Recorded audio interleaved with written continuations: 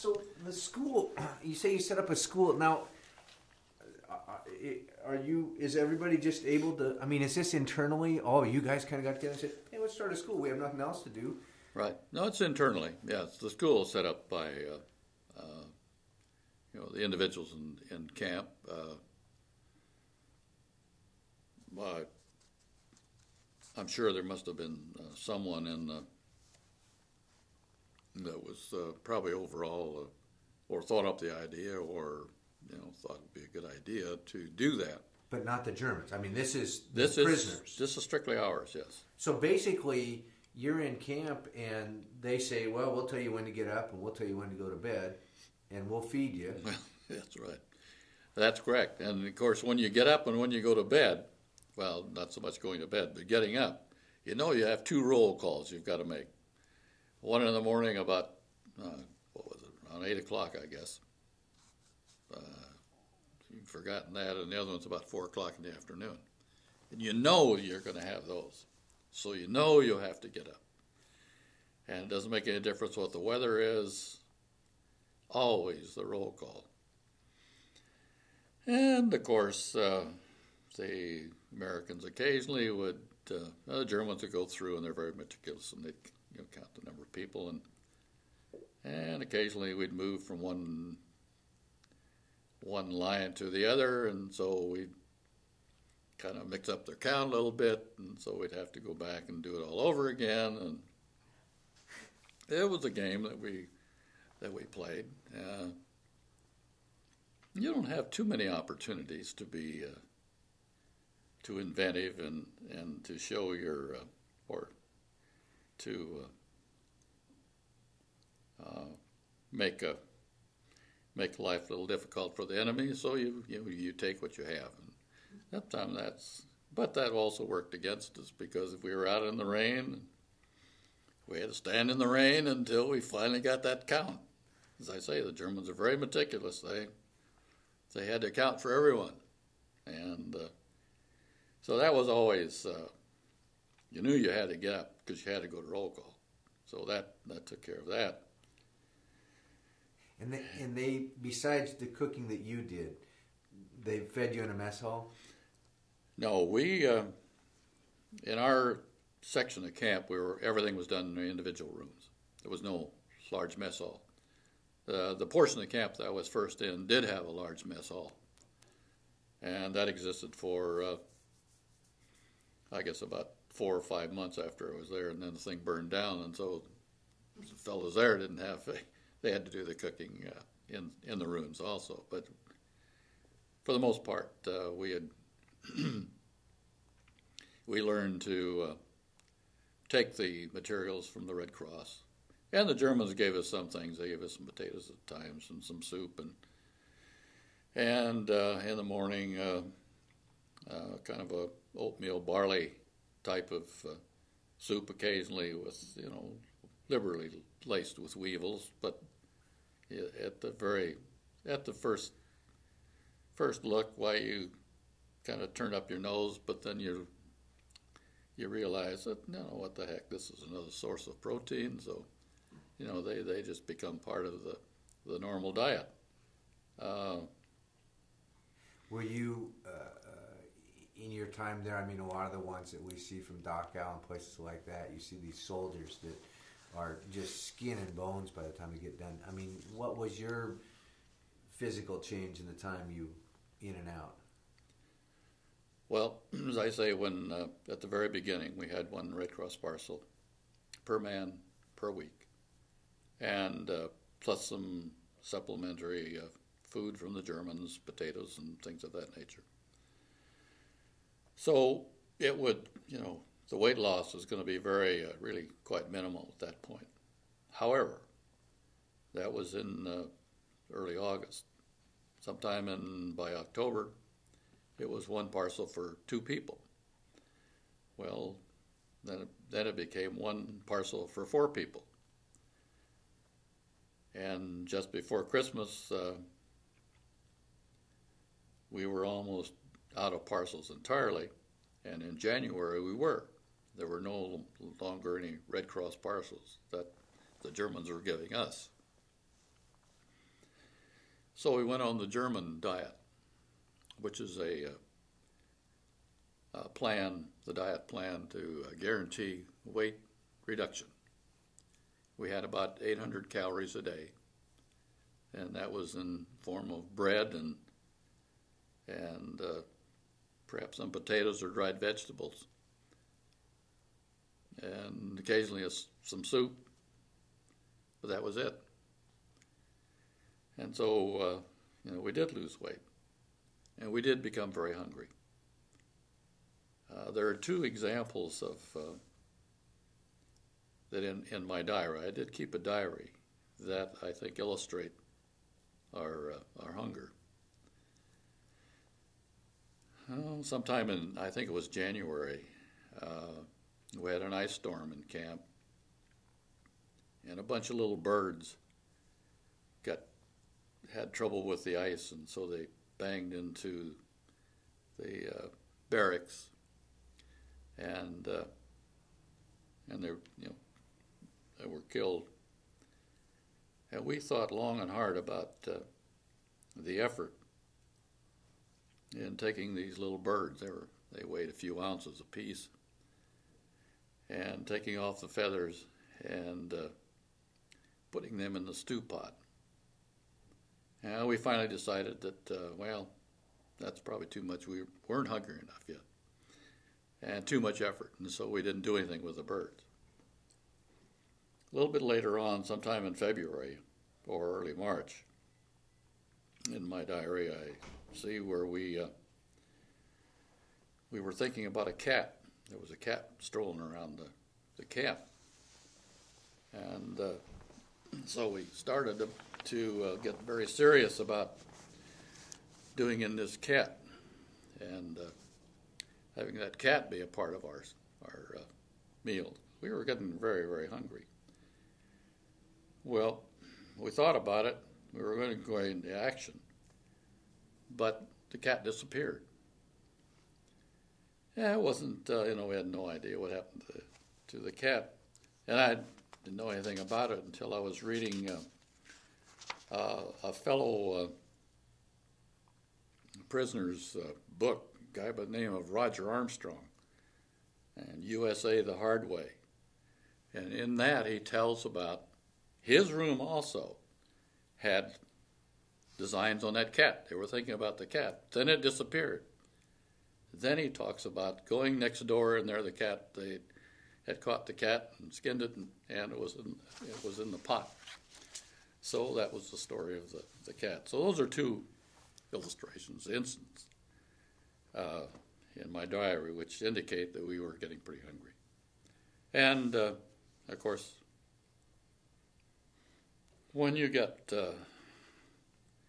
very, very hungry, then that predominates. That is the predominant feature of your thinking. I mean, you think about food. You think about food all the time, and you talk about food all the time. You don't talk about anything else. You don't talk about that much about the war and what's happening. But you can visualize some special meal, and for me it was pancakes and butter and syrup. I could just see the pancakes and just really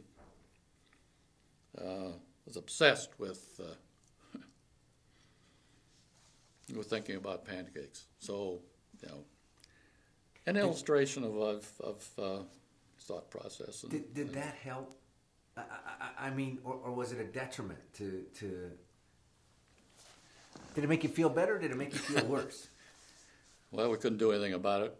We knew we weren't going to get any, but we exchanged recipes. I guess it helped to pass away the time, and we consumed many hours talking about our favorite restaurant and our favorite food and so forth. So it passed the time.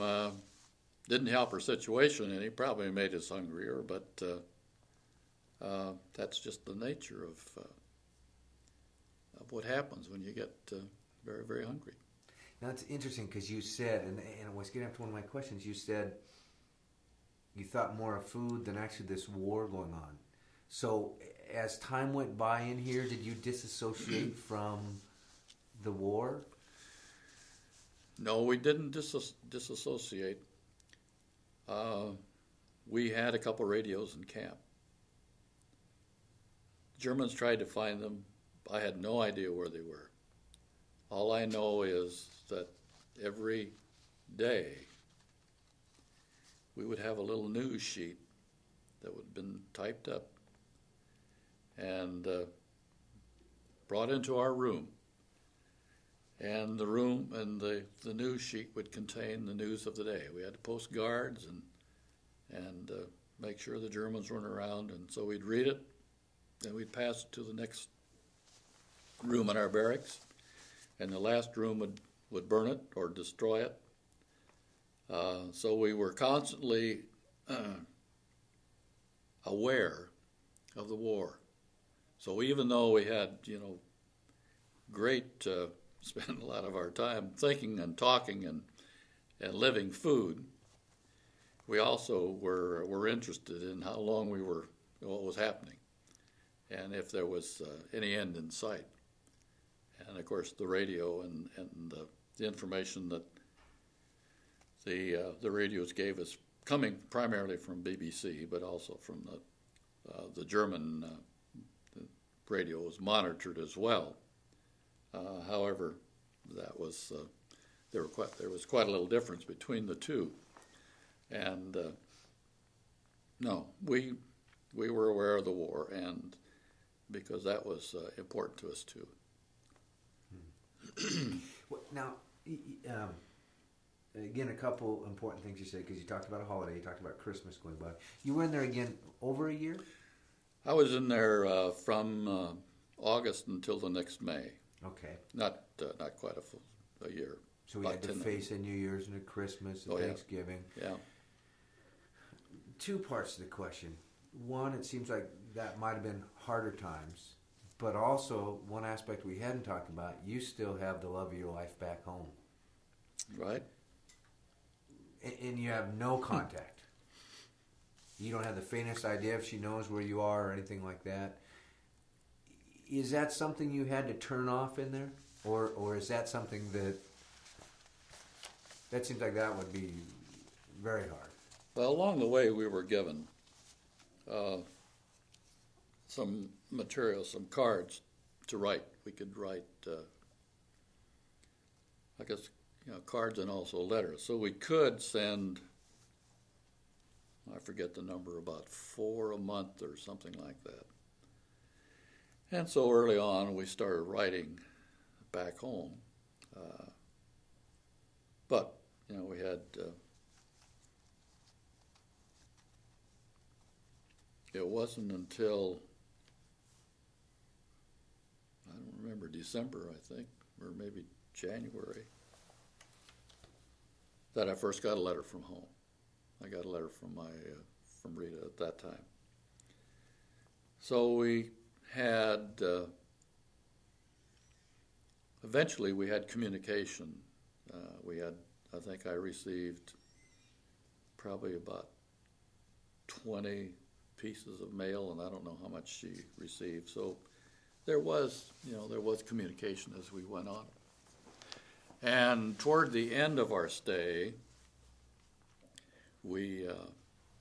she sent a Red Cross parcel. No, it was a care package, I guess it's called. And so I received that, and so we're starting to get some contact with the States, with people in the States, with our family, and so they know where you are. Yes. Or they know you're captured. Yes. I don't know how specific they could get. I know that a lot of things get cut up as. Yeah. You get a letter from the home front. What did that do to a prisoner? I guess to you, not to a prisoner, but to... Yeah, and I'd say in most cases, certainly it said, okay, we understand that you are a prisoner, and that so that relieves. I mean, I'm thinking of the people back home. That kind of relieves us. in that respect. And there is, there's some news about events that have happened at home. It's kind of a bland letter, but nevertheless, it is from home, and so you know that other people know where you are, and that's important to you. And occasionally you hear about some of the prisoners getting Dear John letters saying, well, you're gone, you're a prisoner, so I've decided that our relationship is over, or I'm now married to someone else, or something of that nature. So those guys, that would be a really devastating blow, and there you'd need, of course, hopefully you'd have a good group of guys in your room that could understand and help you through that situation. Didn't happen in my case at all.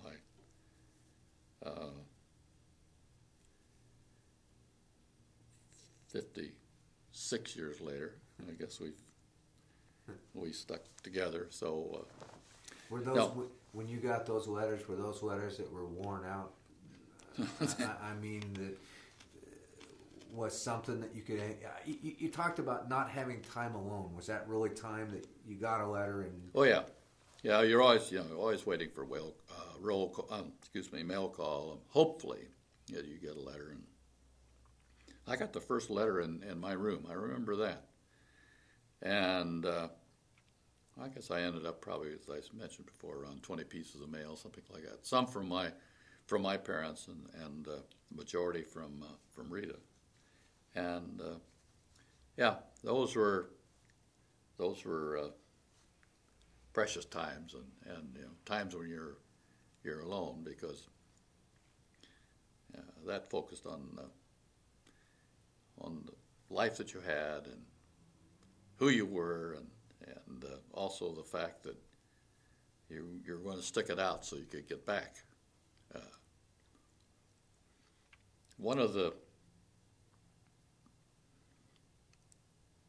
problems faced by prisoners is not knowing what's going to happen. I could visualize or could think about the fact that sometime this war was going to end. But to get from where I was in Germany, up on the Baltic Sea, back home to America, that was quite a jump. I couldn't see how that was going to happen. So there's always this feeling of not knowing what's going to happen to you. Life in camp, outside of the boredom and things of that nature, we knew where we were, and we could function pretty well, even though we wished we had more food, and eventually we did have more food. But it's that not knowing how we're going to go from the situation we're in back into a more normal situation, or back to America. And so that always faced us, as well as I'm sure any prisoner of war, trying to figure out what the end was going to be. And there are all kinds of scenarios that you could dream up, some of them not so good. And at one point, the Germans did issue an order that all prisoners of war would be killed. And fortunately, that was not carried out, but it was there. I've seen the copy of the order. And my friends who were prisoners of war, the Japanese, knew that the moment the first American soldier touched the soil of Japan, the mainland, they would be killed. They knew that. So, from the situation you were in, it was always hard to just kind of visualize how you're going to get out of it, because we had never been there before. Did you guys talk about that, or was that more of a of an internal thing? I mean, did you say Both, yeah, internal as well as talking about okay, the war is coming along here pretty well, but what do you suppose what will happen to us? And so you internalized it, and then also you talked about it as well. Yeah. What about escape? Did you ever? Well, there were excuse me. In Stalag 3, as I mentioned before, there was a big escape. That was by the Brits, and there were 85 guys that went out through tunnels. And they had, in that case, a number of tunnels going, and one of them finally was successful. In our case, in Barth 1, there was an escape committee. And it was always it was always something that was out there in this, but they frowned on individuals doing something on their own because it might foul up a more elaborate plan that they have. And the new barracks that were built on stilts. They were about 3 feet off the ground, which meant tunneling was very, very difficult because from where you were and where the ground was, pretty hard to disguise or to do something to start digging. But, there were still attempts to escape. Some of them just went over the wire. They found a place where the guard towers, kind of a shadow, and they attempted that. Some of them went out with garbage. They had all kinds of attempts. I think that perhaps one individual from our camp did escape. I don't remember the details, and got back to England. But we were not very successful. However, it was, as I say, we had an organization in camp. As a matter of fact, it doesn't relate to escape specifically, but one of our camp leaders, after roll call one morning, just got up on the steps and proceeded to tell us that we were getting much too friendly with the enemy and that we should do everything we possibly could to escape. We should always remember that the Germans were our enemy.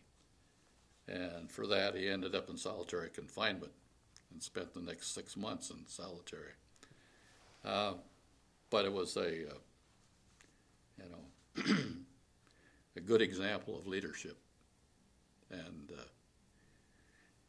we probably needed to be reminded, although everyone knew what the situation was, but we probably were not aggressive enough in thinking about escape and making life difficult for our enemy, the Germans. Anyway, escape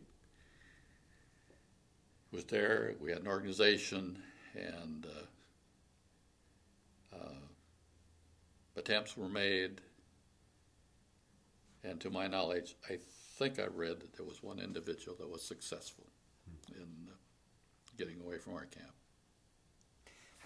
How did you finally get set free, or when? How did that all come about?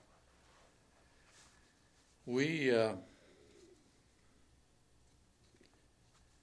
took over we knew that the Allied lines and the Russian lines were not too far away because we could hear the shells exploding and so forth. Now we're talking about last of April and early May 1945. It was just a question as to whether the Allied lines would liberate us or the Russians would. On the 30th of April, there was half of the guards left the camp.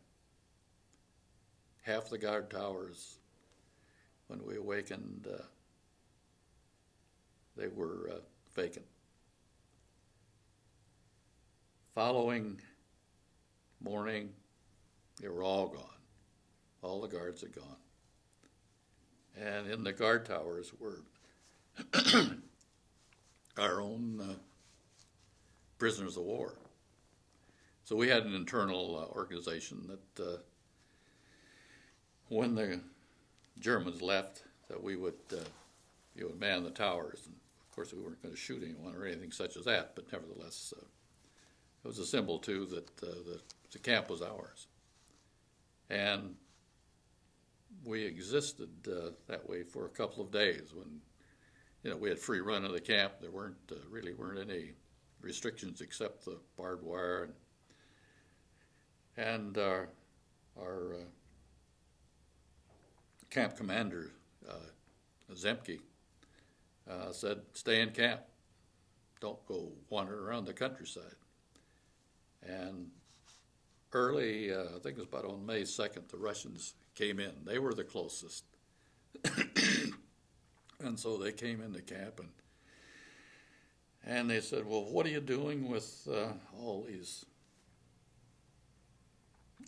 barbed wire and all these fences and so forth? You're free. Knock them down." And so that's what we did. And as soon as that happened, then of course people started milling around. They started leaving camp and started walking all over, and some of them started back to the American lines or the Allied lines, and the camp was ours, and we were free. But we were liberated by the Russians, and the first group in was a bunch of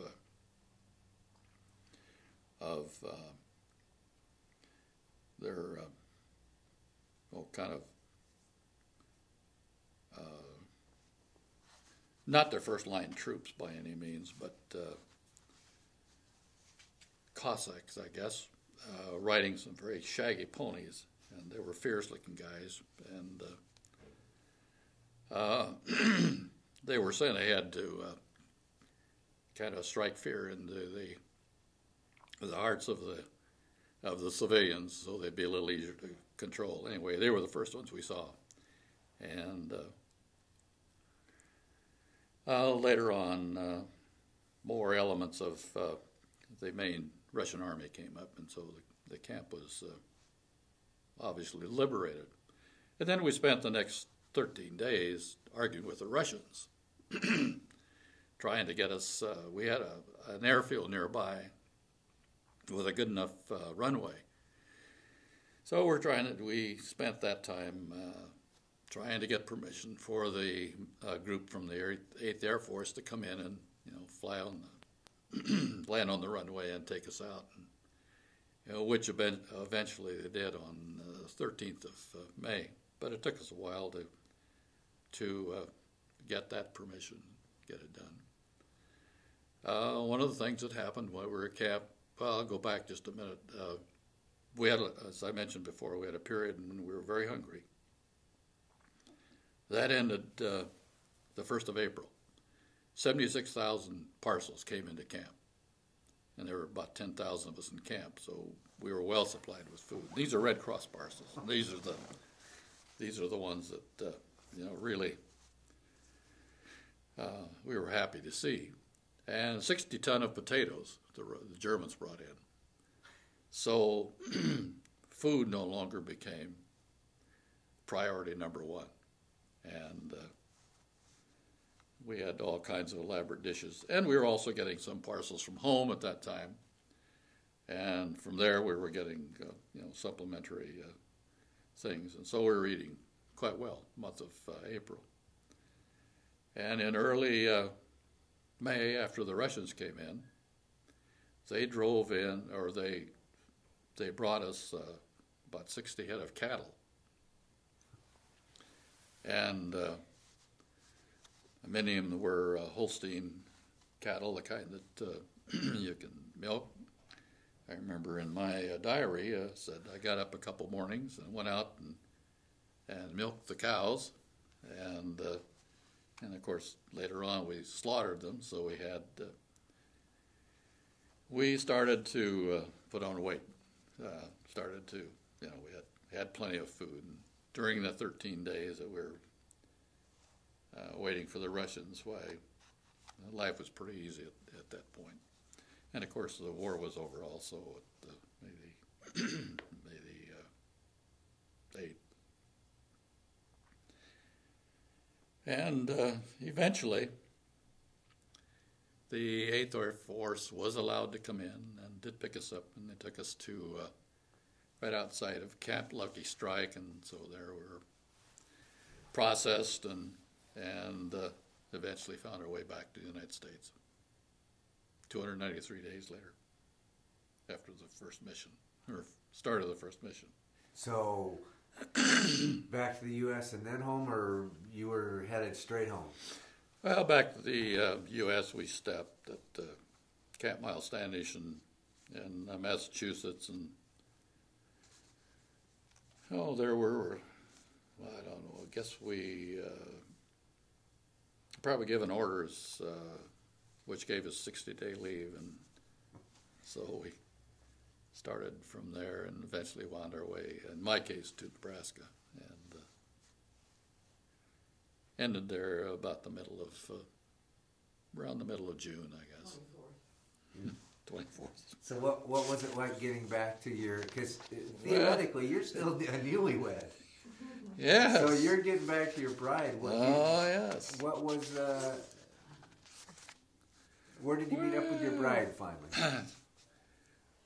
Well, I came into Lincoln, Nebraska, which our farms are about 50 miles from Lincoln.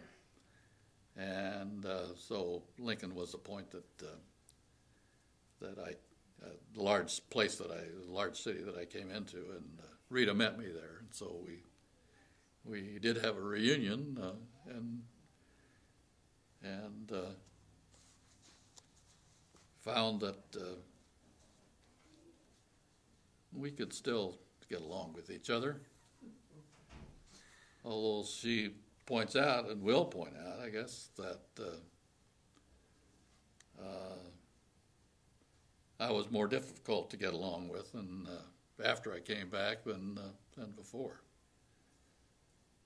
Anyway, good reunion. Then we took the bus down to our parents and had a great reunion again, my folks and her folks.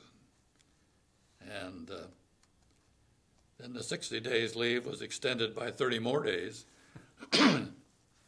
And then the war was over in the interim, and so then it became a matter of just mustering out. Huh. And then when the war, well, let me move on to another one. First one, you talked about your living quarter. You had 23 gentlemen or whatever. Yeah, 24. Mm-hmm. Out of your whole life, and I talked to a lot of vets and have found this, out of your whole life, World War II was actually, on the timeline was this little spot in there.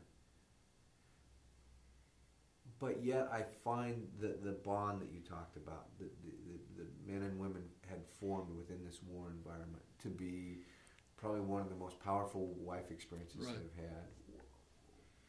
What is that like? Because now, 50 years later, you're still in contact with all these people. Is this a second family, or who? That's the way to say it. Yeah, that's the way I would look at it, as a second family. Yeah, we just, I think bonding is a good word, and because of that, we were able to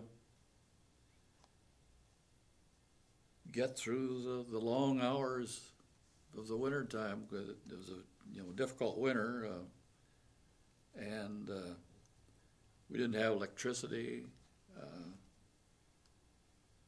can remember we did burn. We did have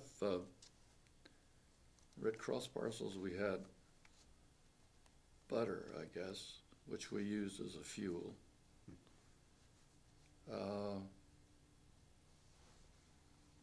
Conversation. We got, very, very well acquainted with these individuals 24 hours a day.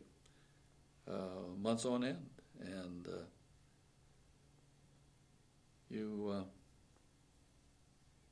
we learn to adapt and to respect each other and to get together and feel very much like a family group. And even though, as you say, that World War II, in terms of years, is a 2, 3, 4 years, something like that, is a pretty small part in a life of 70, 80 years, but nevertheless, very powerful events and experiences during that time. So that makes that period of time very, very important in the long span of one's life. Yeah. Do you have a message for future generations? I mean, because we get in the discussion all the time: are we glorifying war? Are we not glorifying war? World War II happened. I mean, it's a part of our history. There's a lot of generations that are coming up right now. Buck Harmon, who's coming in next, will talk about being in school, and it takes him. He was halfway into a discussion before he realized that they thought he was talking about the Vietnam War. The high school students had not the faintest idea of World War II. Is there a message, do you think, for future generations that you would like to leave with them from or about World War II?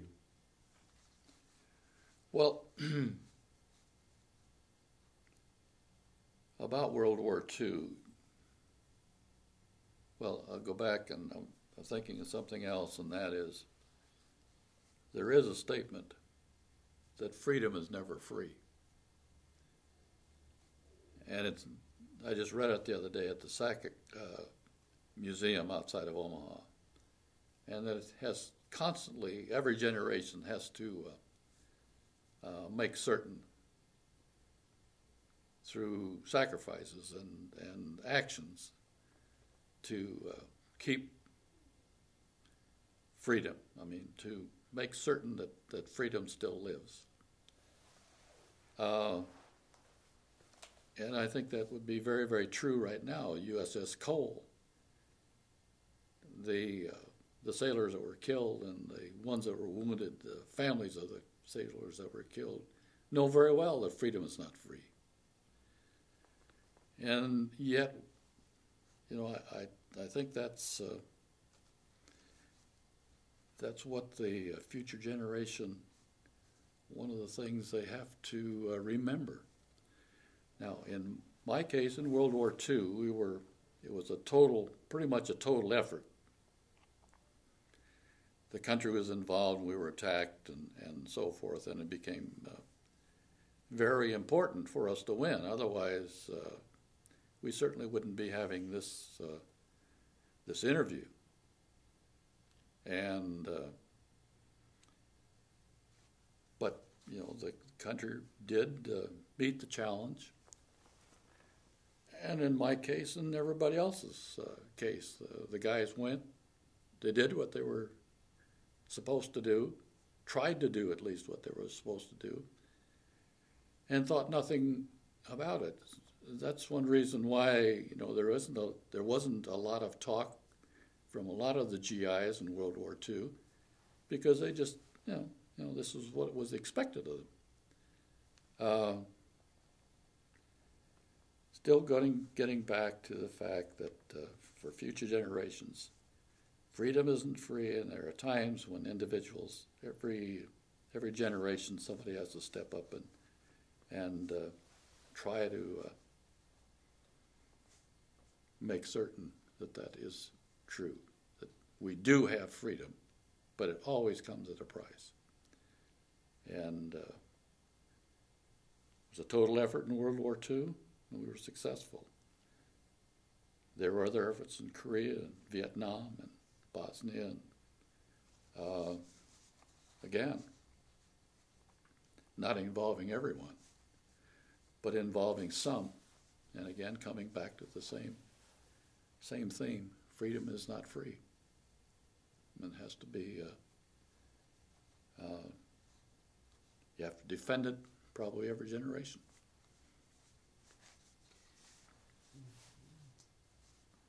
Do you hold an animosity towards, well, was your enemy that you fought against, was it a person, a country, people? That's a hard thing for me to conceptualize.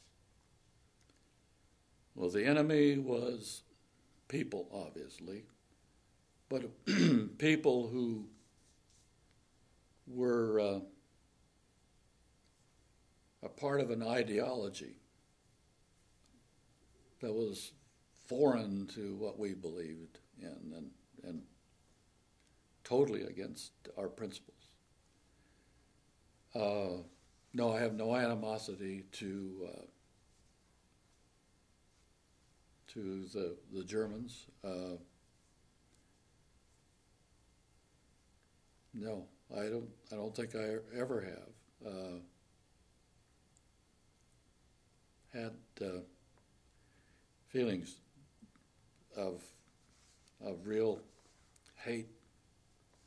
There were some guards in camp that you wouldn't invite over to your birthday party by any means, and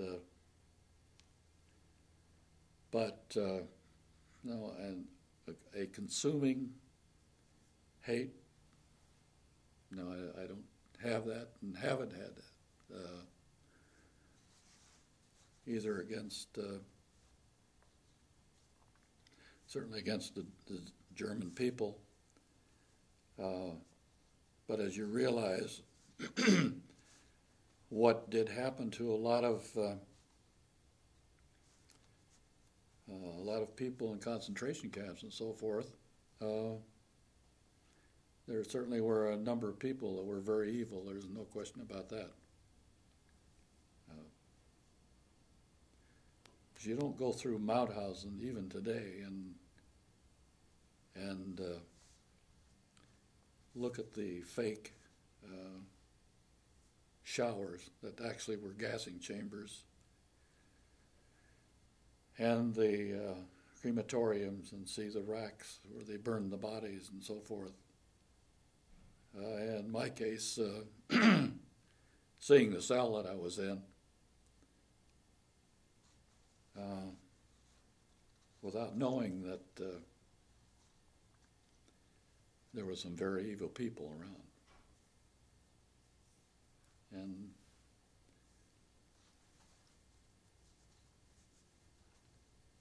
I still don't have animosity,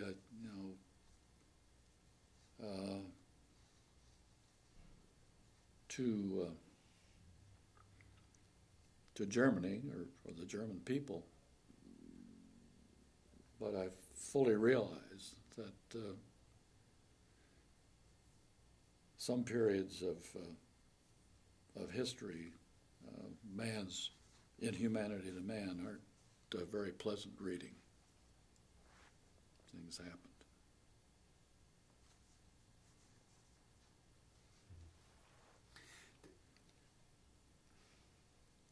Yeah, I think that's a very good way to put it.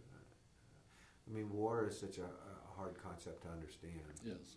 Overall, and like you said, you can break it down to some very evil people within. I mean, even we have to look at both sides. There were some atrocities that happened on both sides, oh, yes. But not because of necessarily even command. It was because of a person that was demented, or whatever word you want to give it, to individuals. I know that some of the Japanese POWs talked about early in the war, treatment was pretty good. Later in the war, this power corrupted these guards. Yes, that's, yeah. I have a number of friends who are prisoners of war, the Japanese, and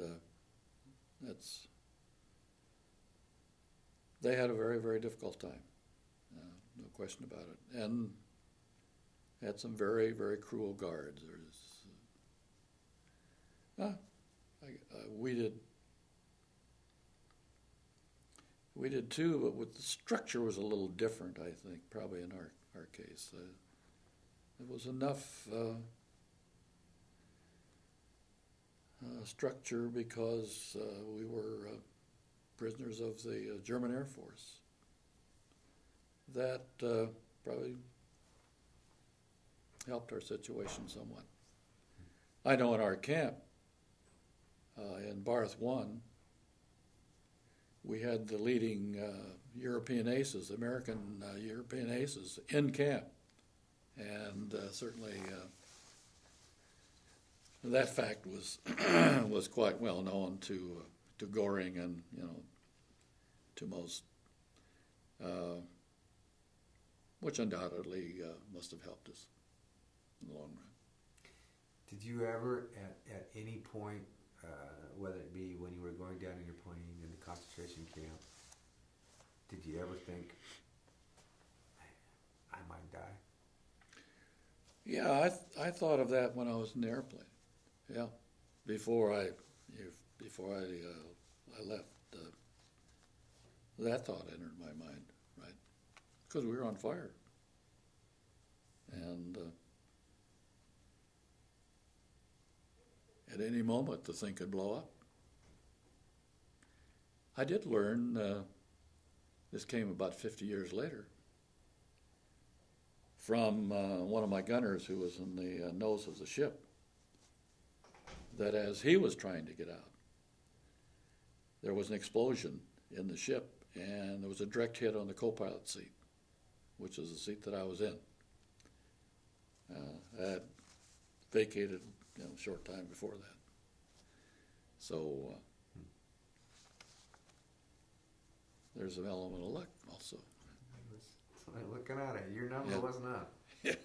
Did now there were a crew of 7? There were 10. There were 10. Did all? Because you talked about 7 of them ending up in the first camp. Did all 10 get out or not?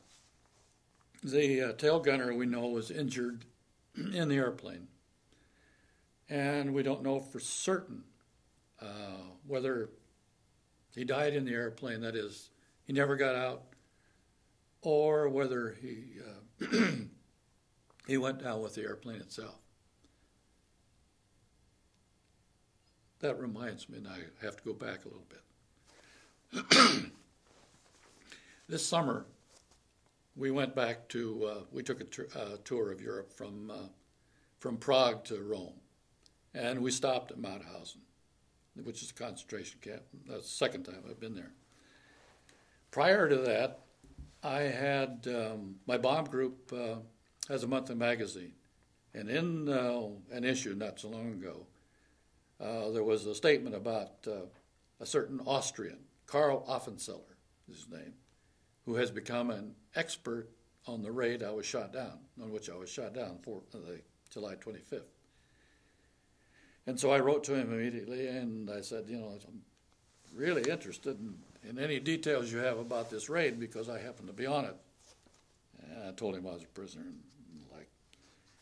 And he wrote right back, and we corresponded back and forth, and we agreed to meet at Mauthausen, which is a concentration camp. Told him this was a stop on our tour. I knew exactly when we were going to be there, the day, and we agreed that we would probably meet in the afternoon, and that was all arranged. So we did meet Karl Offenzeller and his wife Maria in Mauthausen. And in the letters back and forth, he said, "I'll take you to the place where your plane crashed." Well, that was really something, because I had never expected to learn where that airplane that I left at 20,000 feet on fire and in not a flyable condition by any means, where that landed. So met Karl and his wife, and he took us to the crash site. And he went through several small villages on the way. It was about 30 minutes away, and countryside. And I kept wondering, have I been here before? Could have been, because I went through villages, I went through countryside, and I thought it was about 30 or 45 minutes away that where they first picked me up and took me to Mauthausen. So we went to the crash site, And I have some pictures of that, and you can see where the plane landed next to a house. You can see a propeller. You can see a burned out farmstead. The farm and the house and surrounding buildings were destroyed by two of our engines that exploded as they came close to the ground. Well, all of this is a way of getting at something else. You ask about the person that was killed.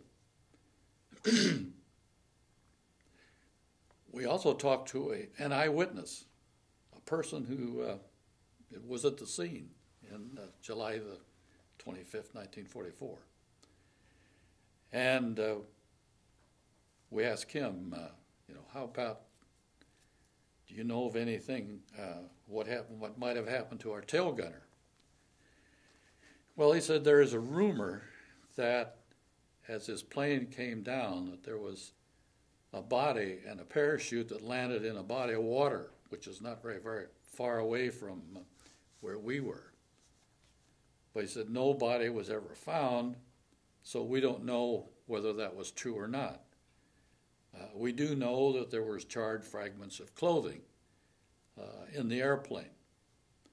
So I'm not certain what happened to our tail gunner. We know he was killed, but whether he stayed in the plane and burned up with the plane, or whether he was a part of this rumor of this body falling out, but to my knowledge, no one, or the eyewitness anyway, didn't know that the body was ever found. So we had 9 of us that survived. The pilot ended up in the hospital, and we had a couple of individuals who had severe injuries when they landed. So, but eventually, out of the 10, 9 got out of the airplane. Wow. And I read about the summary of the other planes that went down over Linz, and there was one other plane that had all of the guys got out, but in most planes, over half the crew were killed. So, we were extremely lucky in that respect too. So it's a long story to tell you about our tail gunner, and being able to go to the spot where the airplane finally came to Earth. That had to be just a mix of emotions. A whole mix of emotions. Yeah, I should say. Yeah, first of all, it was I knew the airplane had to come down, but I didn't know where. And since I didn't know where, I wouldn't even dawn on me that maybe somebody knew. And so here's this individual who was a 9-year-old at the time of the raid. Tells about his mother taking him to the air raid shelter and feeling the concussion of the bombs and so forth. And becomes very much interested in this particular raid. And so now has marked the spot of the 11 airplanes that were destroyed over the target. He also showed me pictures of 3 German aces. And he said, any one of these, they were all flying that day. And you were attacked, of course, by fighters. He said, any one of these 3 guys could have shot you down. So I saw, pictures of individuals, 3 German flyers, who could have been responsible for the fire and the mission ending as it did. Boy, that's amazing. I mean, it's amazing that in the scope of things that you could through those set of circumstances, run into the person, find out where it was, and the other stories that go with it. There's one more story that I'll just mention, and I've talked enough. At Mauthausen, in our tour, there were 88 of us on this particular tour, which meant that we had to have 2 buses as we went on tour this summer from Prague to Rome. And the morning following the afternoon visit at the concentration camp in Mauthausen, a young man came on our bus from the other bus. He was a scientist at Richland from the, I think worked for the Atomic Energy Commission. Quite obviously a brilliant chap. And in a very, very sober and very serious and a very quiet way started talking to us. And he mentioned that he has an eye condition, and it threatens his sight. I mean, he's I don't know what the disease is, right? Something that he mentioned it, but I wasn't aware of what it was. I mean, something that I didn't know anything about. And he said, "This I've been trying to treat this and been taking various treatments and medicines and drops and so forth to at least arrest the deterioration of my eyes."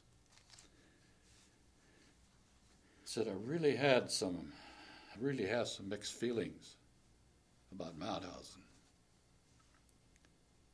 Because he says, you see, I found some medicine, some drops that at least stopped the condition or arrested it at this point.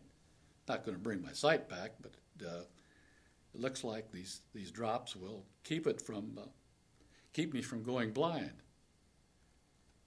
And he said, these drops were part of the experimentation at Mauthausen that the Gestapo doctors,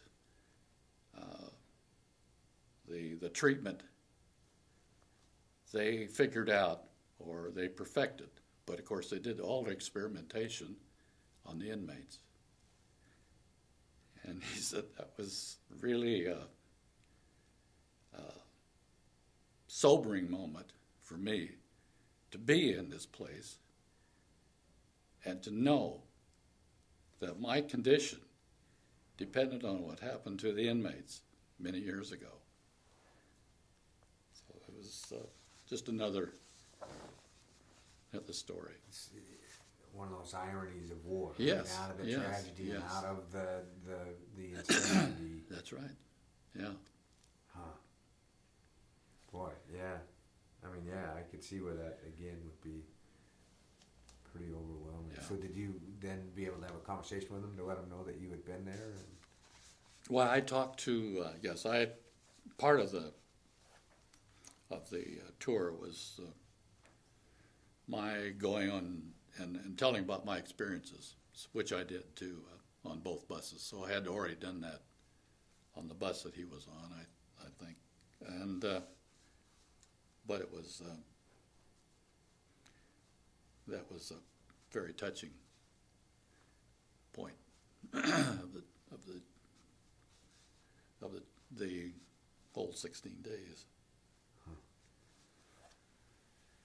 Let me stop down.